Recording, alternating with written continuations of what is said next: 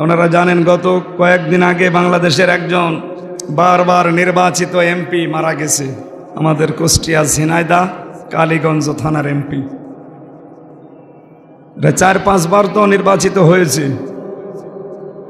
এই 3 বার যা হোক, এর আগে 2 বার তো অন্তত ছিল। সব মিলে বারবার নির্বাচিত একটা এমপি, ওনার লাশ পর্যন্ত এখন শুনলাম যে 70 কেজি যদি ওনার ওজন থাকে, 20 কেজি পাওয়া যাচ্ছে, 50 কেজি আর পাওয়া যাচ্ছে না। তার মানে কেটে টুকরা টুকরা করে এক এক জায়গায় লাশের টুকরা ছড়িয়ে দিয়েছে। ন্যায়সঙ্গত কারণ ছাড়া যারা এভাবে হত্যা করলেন, আর এর সাথে যারা ইনভলভ আছেন, যোগাযোগ যাদেরই আছে,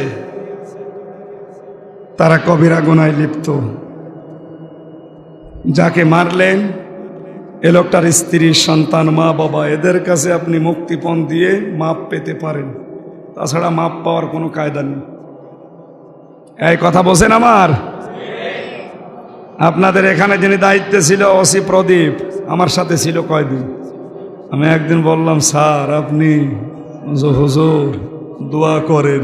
দোয়া করবো মানে আপনি তো আমার আল্লাহরে বিশ্বাস করেন না, কি দোয়া করব? না, আসলে আমি ভুল করে ফেলেছি, আমি এখন কি করব, আমার আর কিছু করার নেই।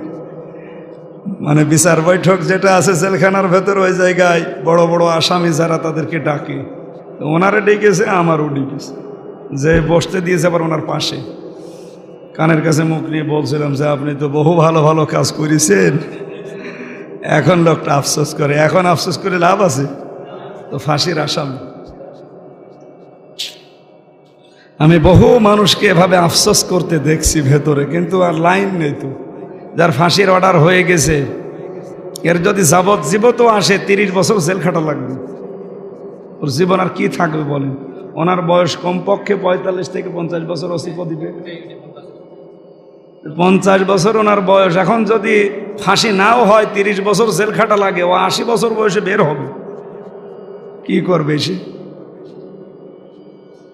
এই জন্য নরহত্যা বন্ধ করা দরকার। যারা বিভিন্ন কায়দায় মানুষকে মারছেন,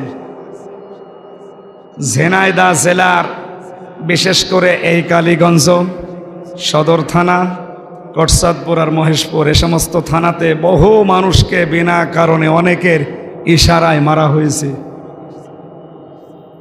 আল্লাহ হয়তো তারও প্রতিশোধ নিতে পারে, কারণ ইন্না বাদশা রব্বিকা লাশাদীদ। আমি এমনিতেই কিছু বলি না, কিন্তু জরি ধরি ওরে আর ছাড়ি না। আমি আল্লাহর ধরা বড় শক্ত ধরা।